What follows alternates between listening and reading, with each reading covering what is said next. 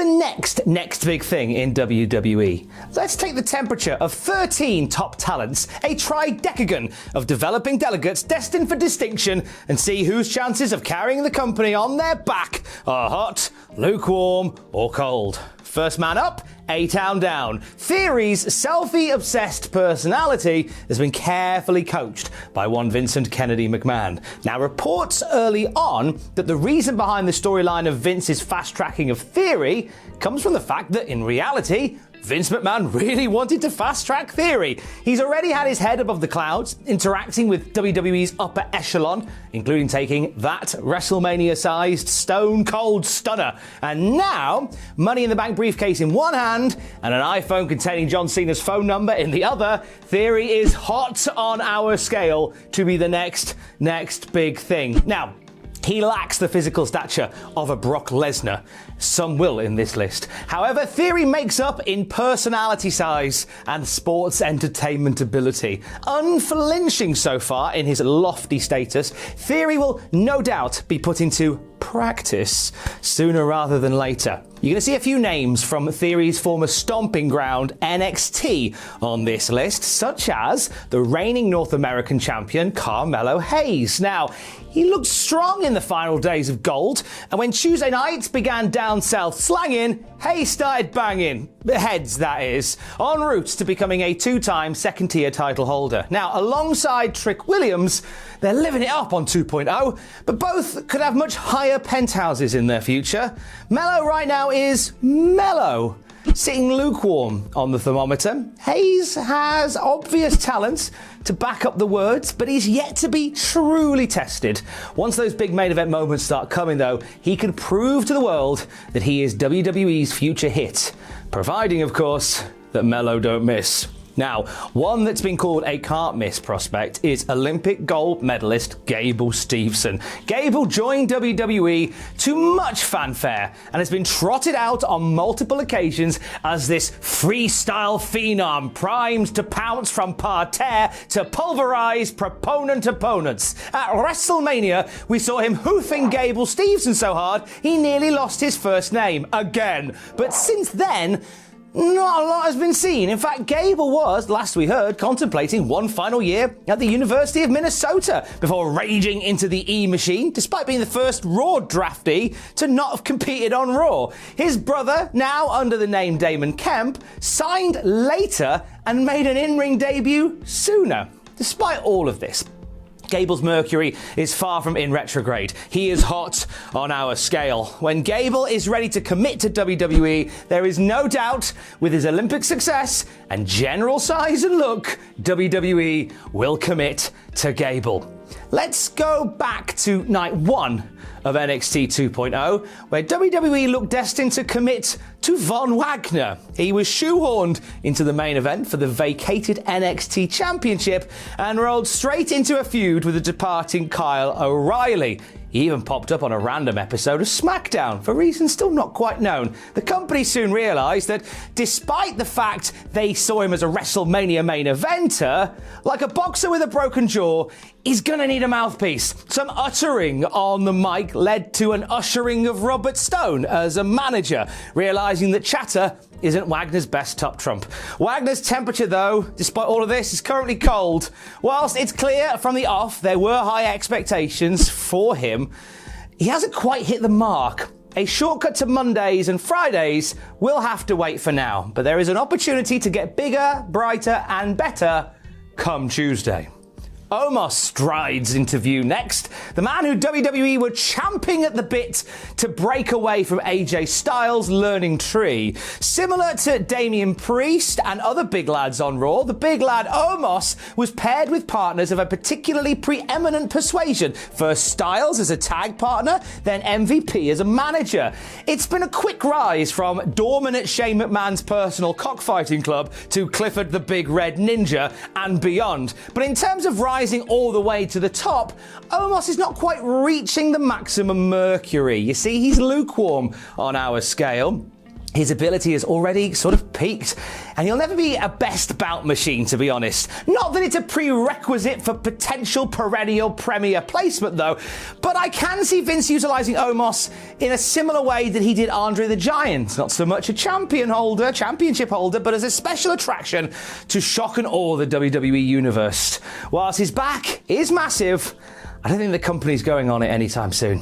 Omos being considered the next Andre is a real thumbs up from the office. A similar thumb was upped in the direction of the man who sent Johnny Gargano away from NXT. We're talking Grayson Waller. A brief babyface run at the start of his journey led many to simply prefer booing the smug Sydney Sider. He was far more comfortable in his skin as a baddie and continues to be. In fact, him ruining Johnny Gargano's going away party before rocking up on Raw for a phenomenal call out of AJ Styles felt pretty big. Despite this dance with the face that runs the place, Waller's place is cold on our scale right now, which really won't do for an Aussie. Whilst there is an energy from Waller that isn't unlike that of Theory, an easily dislikable guy with great in-ring skills, he doesn't seem poised to push the product to potential prominence as a main event guy, though. However, there is no doubt that he'll turn some more main roster heads with the Grayson Waller effect throughout his journey. Who's to say, right, that the next big thing in WWE has to be on the payroll right now for WWE. Maybe that star who will shine brightest in the universe hasn't passed by Titan yet. Maybe they're currently shining in a different constellation. Let's talk about Wardlow, the reigning TNT champion in AEW. Now, despite his initial crowning moment being overshadowed by MJF chicanery, he's been considered by many as a future main event player for All Elite Wrestling. Some critics even saying he should be at the top already. A big handsome lad who hands out vouchers for Discount Powerbomb Warehouse on the regular is hard to deny success for. He's even been compared to Goldberg in recent months. Whilst he's happy where he is right now, he's not ruling out anything, he said in interviews. Many wrestling fans will agree when I say that Wardlow is hot. I'm looking at you. Should the time come that he finds himself at a loose end, Vince McMahon, with his penchant for big sweaty men, would be hard-pressed to not press hard on a Wardlow push. Hey, whilst we're in All Elite territory, let's ransack some more talent. Oh, he's going to say Jade Cargill again, isn't he? Oh, he's always talking about Jade Cargill going to WWE, and he knows that she won't go. Well, just as well, because I was going to talk about Butcher. Yeah, the Butcher. Sprightly, young gun, the Butcher. All right, yeah, I'm going to talk about Jade Cargill, right? But hear me the flip out, right? Yes, Jade Cargill turned down an offer from WWE in 2019. And yes, she balked at WWE's 100-page contract and their cookie-cutter system for creating stars. And yes, she said WWE made her question her passion for wrestling because she dared to have outside interests. Yes, certainly. All that will keep Cargill from cargoing to join the McMahon Biscuit Factory for now. Jade is still really hot on the scale despite the current climate being exceptionally cold, right? WWE can see that Jade Cargill is a money-making machine with a look and an energy that would be a hell of a boost to the scene. Regardless of how the real feel of the temperature lies right now, Cargill is one good Thor from rocking up on Raw. I'm putting it out there. We return to familiar Tuesday terra firma now. We're backing away from AEW, and let's talk about NXT's Cora Jade, plucky youngster who grew up with pictures of Natalya on her wall, quickly became a bitter and twisted super bitch heel with one slightly shonky skateboard smash. Cora turned 21 in January and has already developed a lot of skill and nous in her time in Development House. Now getting the chance to give some antagonistic energy in a feud with Roxanne Perez. Jade is currently lukewarm on our scale when talking about the next big thing. She's got the age and the hunger very much on her side, and the young skater girl vibe is one that could land perfectly should a babyface return happen on the main roster. But it's not quite clear yet how a Raw or SmackDown holler would truly go down. Now, what about her indie nosebone nemesis, former ROH Women's Champion Roxanne Perez. Roxy has been a shocksy to the women's division. She won the Breakout tournament and the NXT Women's Tag Team belts in quick order. She was also poised to become a singles women's champ as well, had it not been for Skater Boy saying "see you later, boy."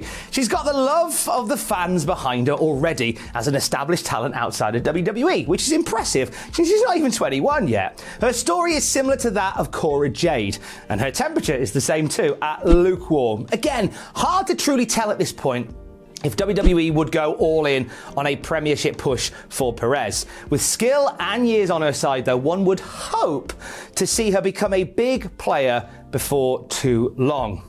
Perez turned heads with the Breakout tournament win, but what about the one that was allegedly supposed to get the dub? Nikkita Lyons is attracting a lot of attention at the moment in ring.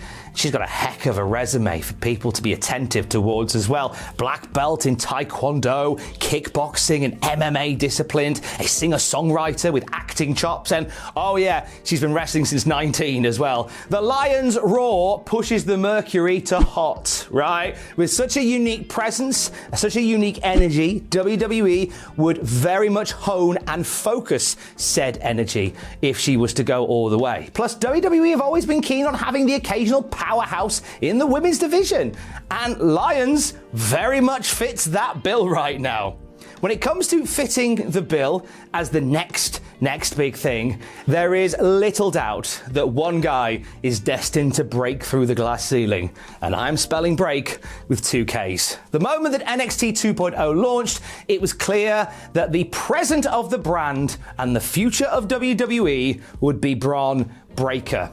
His fast track to the top was irrevocable, his NXT Championship win was inevitable, and his future as a main WWE player is inexorable. Whilst he hasn't been the smoothest on the microphone, nor the most polished of mat men, Breakker has that X factor. He's got everything WWE ever wanted, and he's not going to give it back. He's got a backstory that remains locked away for future use, presumably in an award-winning video package ahead of his WrestleMania main event. And the only thing rising faster than young Rick is his temperature now. He is boiling hot on our scale. Expect Bron Breakker to break through and do big things very soon. There is one more name that has the breakout potential. We're back to spelling it with 1 K for now. And he's already on the main roster. He's already done the NXT thing. We can't talk tentative top-tier talent without talking Tez. Montez Ford, multiple-time WWE Tag Champion, is a space shuttle that is ready for launch. He is currently in the best shape of his career, doing his best work on the ring ropes and his best work inside the ring and his best work on the microphone. Conversations have turned once more to Ford getting a return on investment from these street profits and getting a solo star run before too long. Ford has denied it, and Angelo Dawkins, his tag partner, has been incensed by it, feeling Marty Jannetti'd before going anywhere near a barbershop window. Regardless of how a fallout would fall out, it seems that Montez's march to main event magnificence is all but expected, with the Mercury measuring hot. With zero disrespect to Dawkins, by the way, Montez is money, and could very well leave a lot of his peers and colleagues in the dust, or rather, the smoke.